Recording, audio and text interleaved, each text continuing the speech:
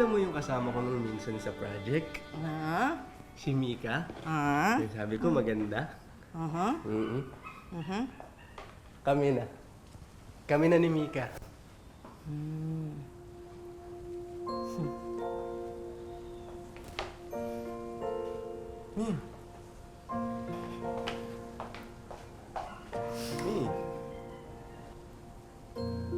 Mi, ba't parang hindi ka masaya para sa akin? Eh kasi, hindi na pala ako mag-isang babae sa buhay ng anak ko. May kaagaw na pala ako sa bunso ko. Yung mami ko na yan. Nagsiselos yung mami ko na maganda. Mami! Siyempre, ikaw ang number 1 na babae para sa akin. Ikaw naman. Ay. Basta ha, huwag buhos na buhos ang pagmamahal. Ha? Hinay-hinay lang. Gayahin mo kami ng daddy mo. Ginawa naming inspirasyon ng pag-iibigan. Sana eh. Teka, tumawag ba sa'yo ang daddy mo? Ang tagal namin din nag-uusap eh. Eh, alam niya naman yung schedule ng renta sa pagbayad ng upa dito. Hindi rin. Baka wala lang silang signal, Mi. Pero may shooting ako sa isang araw. Kaliwaan yun, so bayad agad. Pagkatapos, Mi, bigay ko sa'yo. Pero, Mi, bawas lang konti. Lalabas kasi kami ni Mickey.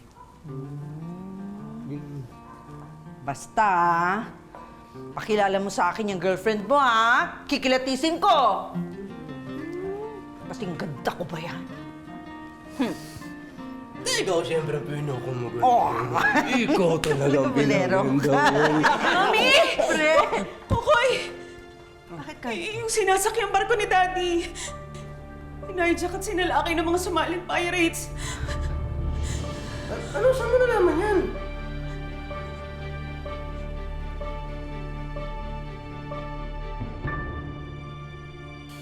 Dati kasi, binuwag na siya mag-extend eh. Sana wala naman ang ating sama. Nakabahan kasi ako, baby. Siguro na. May. May anong malita? May anong malita? Tagay! Arjel!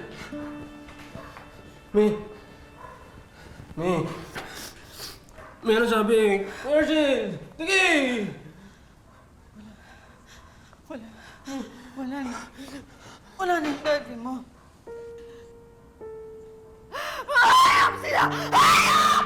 Hayop sila! Hayop sila! Pinatay nila ang daddy! Bagamat may nakarating sa kanilang balita na namatay daw ang kanyang ama sa barko, nagdasal at umasa sina Kokoy na ito ay nakaligtas. Ayaw nilang paniwalaan ang balita hanggang hindi po nila nakikita ang katawan nito.